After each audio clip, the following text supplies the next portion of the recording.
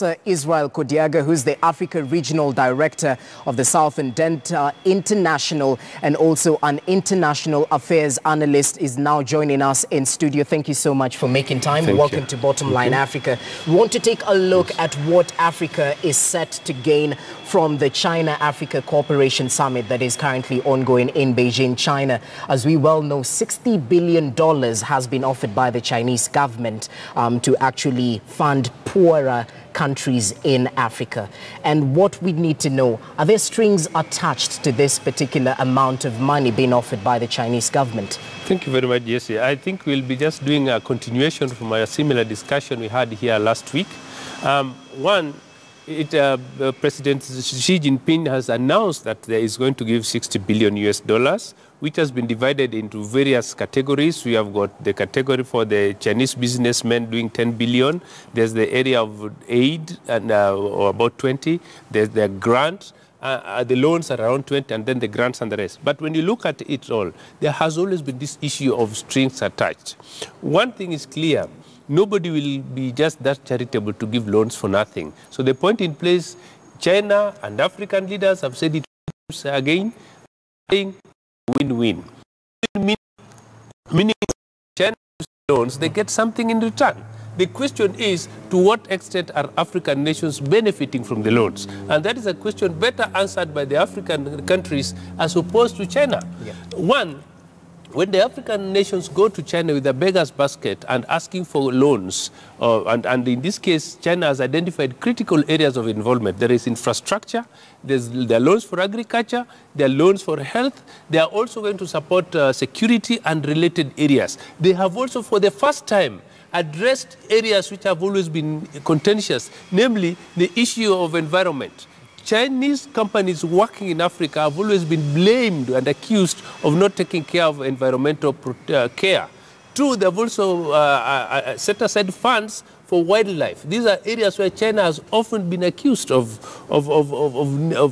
being complicit, particularly in the poaching area. So by and large, will Africa benefit? The answer to this question is yes, if the African leadership clearly identifies those which are very necessary for their respective countries. Do we need loans? The fact is, yes, we need the loans because African countries must grow. Okay. And we are not going to grow ex nihilo. We must grow from somewhere. As we speak today, talk about Kenya. Kenya's debt level is about 4.5 trillion, yes, where about 2.14 trillion is external, and then the remaining is local. So we are saying, it's good Kenya has this kind of debt, but if Kenya gets so much more, how is Kenya going to service this debt? So the question is, do we need the loans? The answer is yes. How do we service them? We have to see loopholes, especially corruption. We have to see loopholes in wanton wastage, like the SGR. There was deliberate and clear corruption involved in the SGR. So we are saying you can get the loans, but if you're using them prudently. So the point is, yes, the loans are necessary.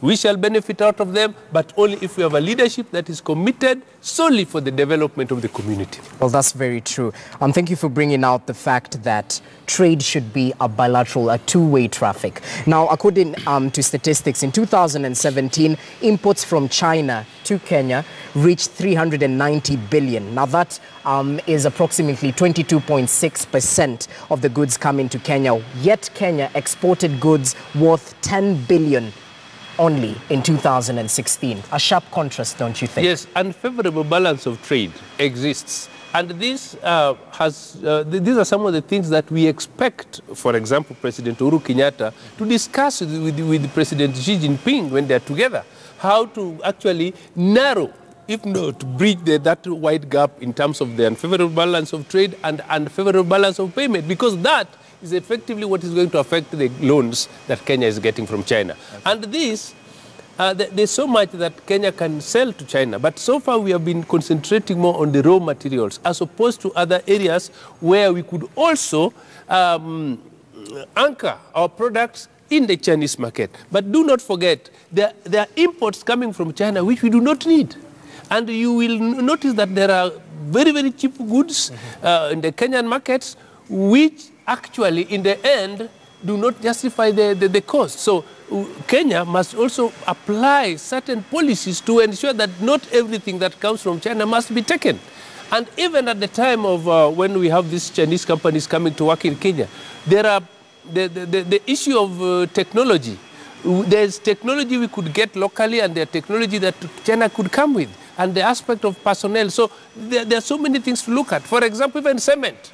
It does not make sense that China, when the Chinese companies, when they're coming to work here, they come with their cement for certain projects. We can use our locally produced cement. And these are some of the things that Uhuru should address when he's talking to President Xi Jinping, so that we narrow that gap and so that we are able, in the long term, to be able to service these loans.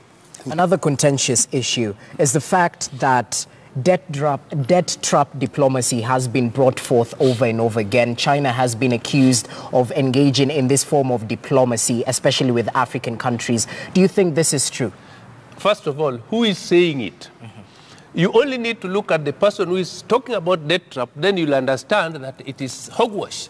If it is America, if it is Britain, the entire West, and former colonial masters accusing China of debt trap, then obviously what they are saying is that they are jealous of China coming in to fill the void left by them. Never mind, and do not forget that they have been with us all these years. So the issue of debt trap is more of the heat generated by the void left by the Western trading partners, as opposed to an issue of debt trap. And don't forget, they are also waking up now. Just the other day, you saw the British Prime Minister coming to Kenya in 30 years. Didn't that surprise you? Yes.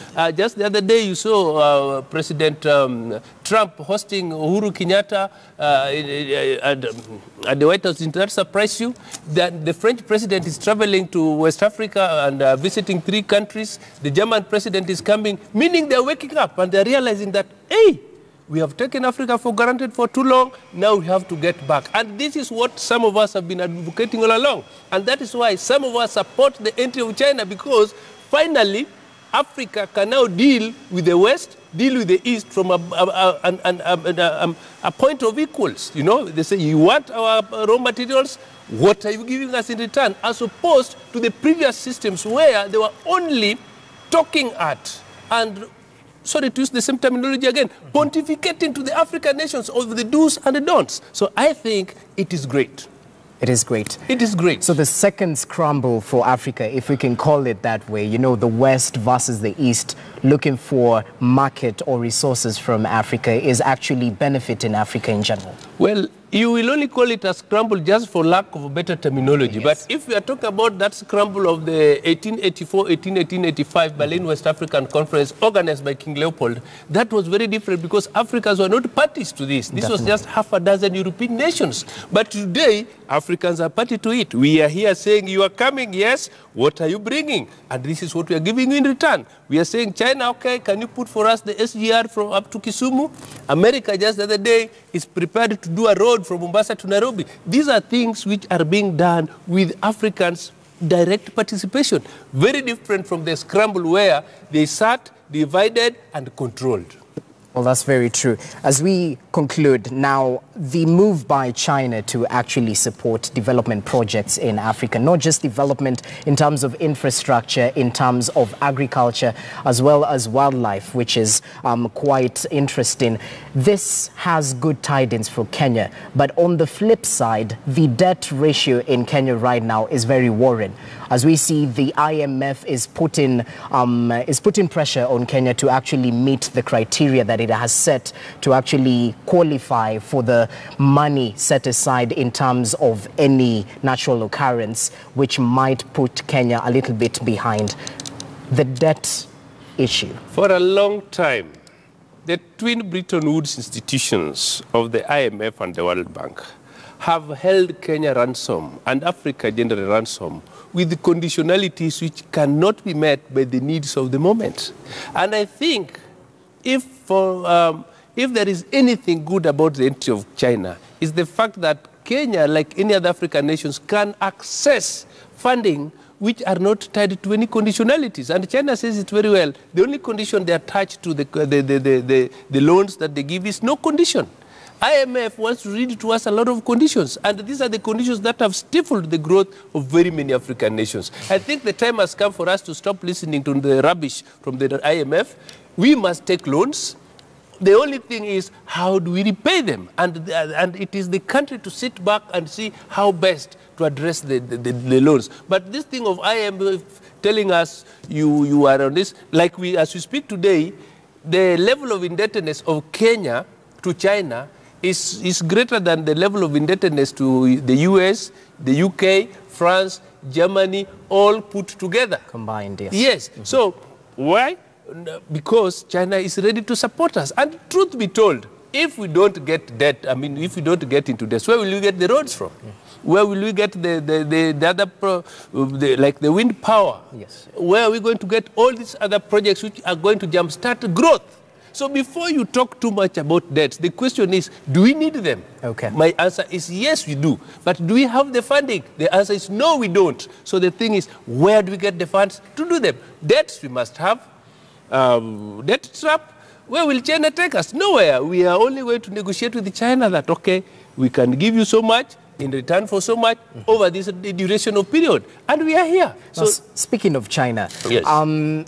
Trade is mutually beneficial. Yes. What do you think China is getting in return to this support in Africa, investing over 60 billion in Africa? One thing, China is very, very, very careful in what they're doing, and they have schemed over time. And this had to do with those phases when they went through self-imposed isolation.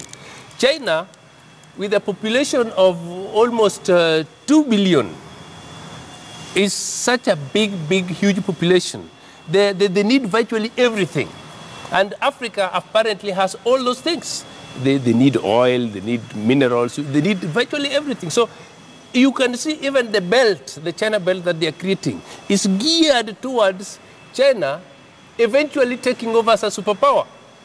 And China is going to take over as a superpower peacefully. And this is the strategy. And that is the reason why America is alarmed. Do not forget that as we speak today, China is the greatest trading partner of America. So why would America make too much noise about the trade between China and Africa, yet the amount of trade or the amount of support that China brings to Africa is much less than the trade between China and America? That is double standards. So yes, we know China, like any other nation, has a right to grow and rise and seek whichever position. And I do know myself that China has a strategy. And that strategy is working for them for now. Unfortunately, America slept for too long. And that is why they are waking late in the day. Very briefly, is it too late for America to actually showcase their interest in Africa and perhaps gain something in return? Well, Africa, for the first time, has become a center of interest where those coming are talking about mutual interests for the first time. Okay. For a very long time, it had never been the case. Okay. For a very long time, you'd see America participating in regime changes where they bring in their stooges and the West participating in all sorts of pogroms and scorched earth policies. Look at Libya. This is all burnt down by the same Western powers. So, yes, they have every reason to come and deal with us, but this time, differently, thanks to China. Well, thank you so much, Professor Israel Kodiaga, for making time. He's the Regional Director in Africa of the Southern Delta International. We're talking about the Africa-China Cooperation Summit that is currently ongoing in Beijing, China, and what Africa is set to benefit from this particular summit. Let's take a short break right here on Bottom Line Africa. We'll be back with more information for you in terms of what is affecting our continent. Do stay with us.